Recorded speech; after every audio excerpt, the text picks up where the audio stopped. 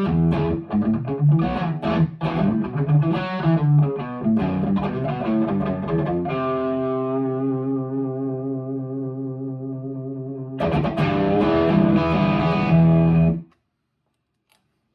friends,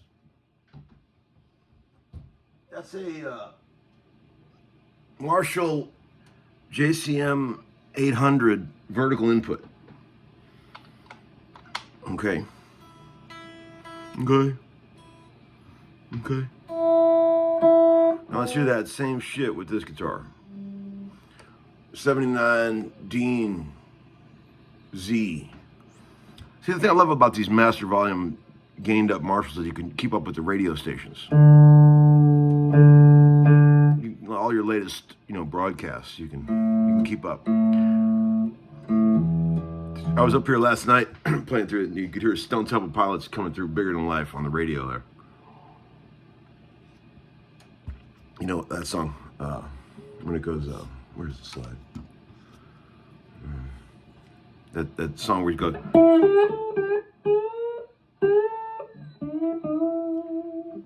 it was coming through there. Same amp, different guitar. Let's see what we got. When you're grinding out stuff like that, you got to be in tune, or it sounds like shit.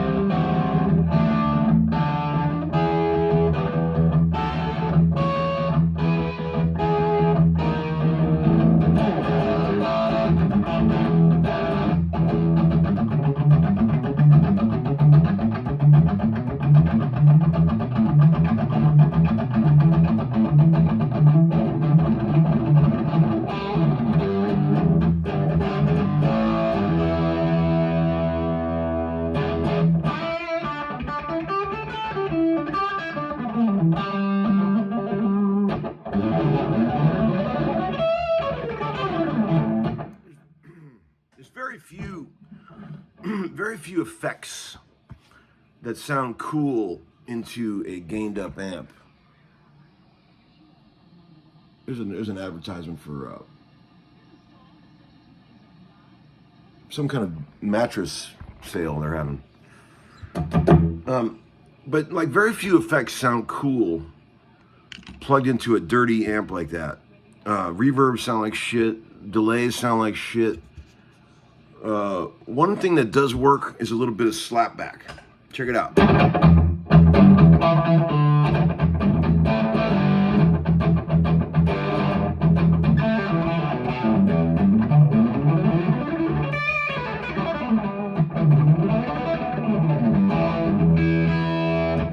Sounds cool. I love slapback into a really dirty amp like that. But I'm going to shut off the radio station for now.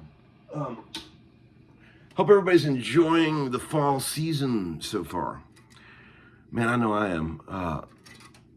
Today is day 2 of a 5-day run I'm doing over at Brett Papa's house.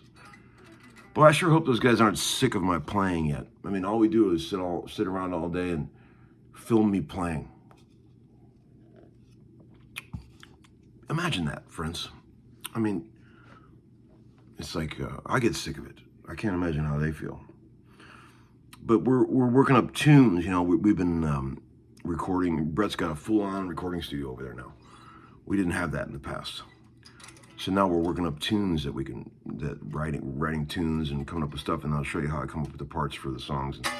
It's all gonna be fun. Good fun, I say.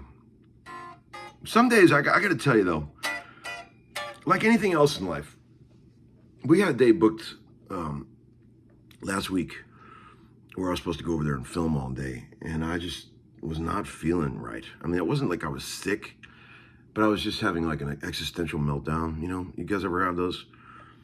And I called him up and said, man, I'm not going to be any good in front of the camera today. He goes, I get it, bro.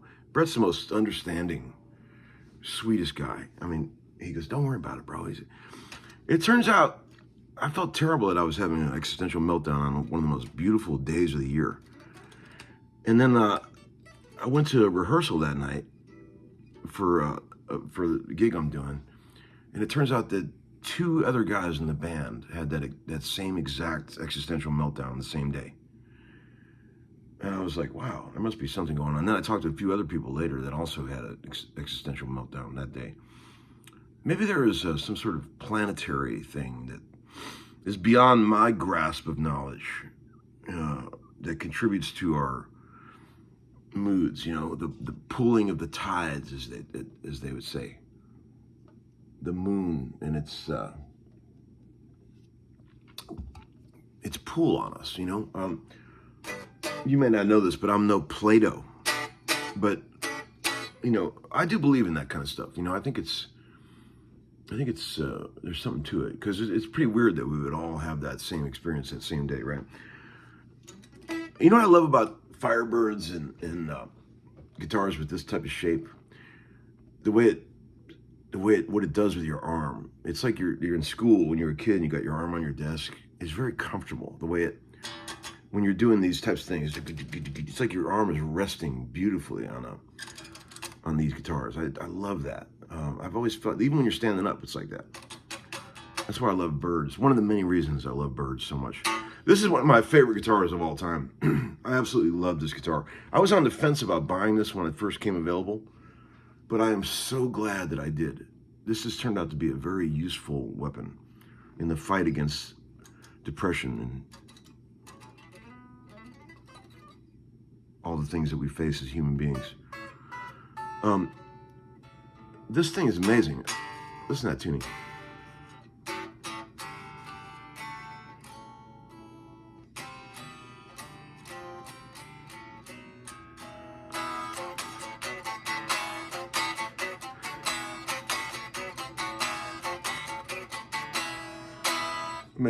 Amazing guitar. Very versatile. You could take this to a session, just your one guitar, and you'll cover all kinds of ground with this. Great guitar from the golden age of Dean. A lot of people have asked me if I have anything to do with the new group that's out.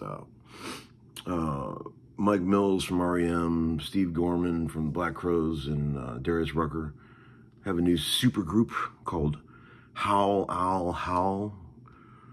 It's like we've bandied about ideas for months for a name for that band, and that's what they ended up with. I threw out some zingers, potential band names, and they ended up with Howl Owl Howl. What? But I love those dudes. I've been in bands with those guys at different points. And we got together in the studio just over the last couple of years, just goofing around. I never thought it was going to be a thing. They asked me to like join the band. I can't join a band. I'm not mentally stable enough. But I helped them with their record. I helped bring in some of the ideas, come up with a lot of the parts and stuff like that. Helped them record it. And man, I'll tell you, one of my favorite things about doing that project with those guys was hearing the stories. I mean, those guys were all in bands that were like top of the fucking world at a certain time and place. I mean, Gorman was headlining Monsters of Rock when he was like 24 years old.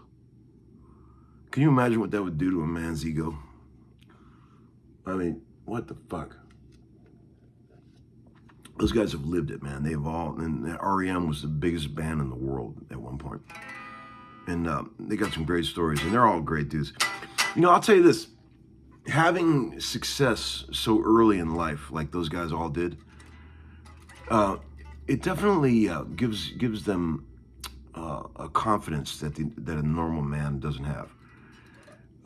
You know, when those guys all do something and they get together to do something in a new project, they already think it's going to be successful because they've had such great luck in the past with everything they do turning to gold. And man, see, I'm the exact opposite. I just think everything's going to fail. I think, you know, I never had any of that, you know, early success to sort of breed any actual true confidence. And man, it's amazing just how much confidence those guys all have. It's incredible. I mean, we're sitting around joking, you know, I would ask a million questions just to get the stories going at those sessions, you know. And I love those dudes, man. I mean, me and Gorman go way back, and we did the Trigger Hippie thing together, and Mike Mills and I were on that Jim Irsay gig. He was my drinking buddy out there. But I remember sitting around and we were all talking about our first bands, you know, and like how silly the band names were of our earliest garage bands and stuff. And I look over at Darius Rucker and I go, "What was the name of your first band, man?" He goes, "Hootie and the Blowfish." And I was like, okay. These guys didn't have, you know, they all made it early. It's amazing. But I hope they do great. They're out doing a tour now. And there was some really good stuff on the record. I remember when we were making it, we had a lot of fun, and there was some cool stuff on there. I haven't heard the finished product, to be honest, but I'm sure it's great knowing those guys. We did it over at Matty Alger's studio in East Nashville. The Cabin, it's called. Same place we did a lot of the Guthrie in stereo record. And yeah, so there's that. What was I going to tell you? There was a few other things I wanted to tell you.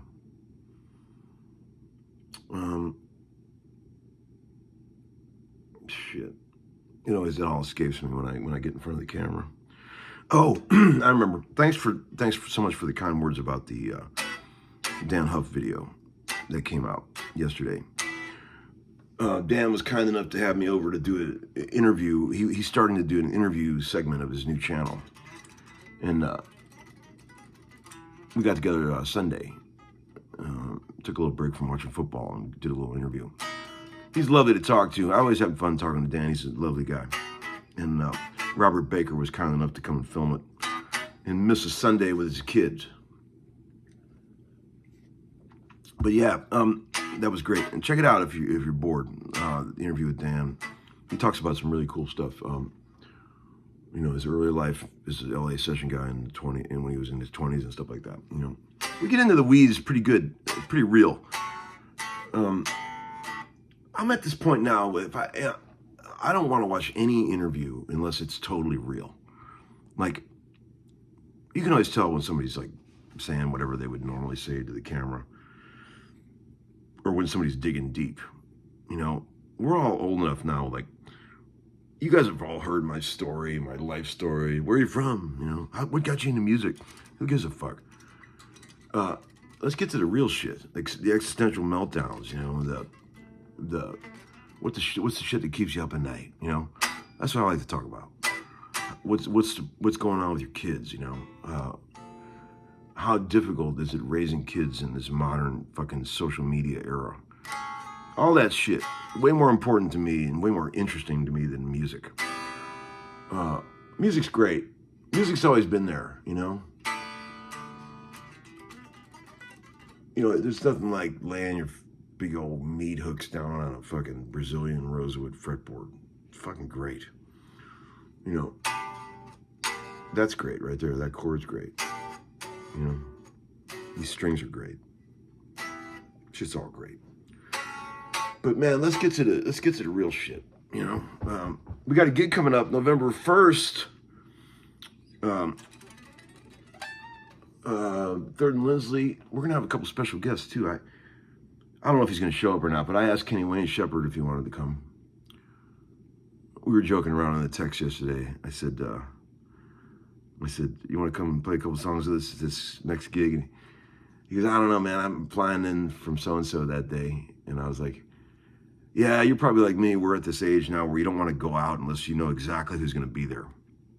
And he laughed and said, pretty much, it's like, you know, I need all my social hangs to be thoroughly vetted at this point. I can't risk someone being there that I don't want to talk to.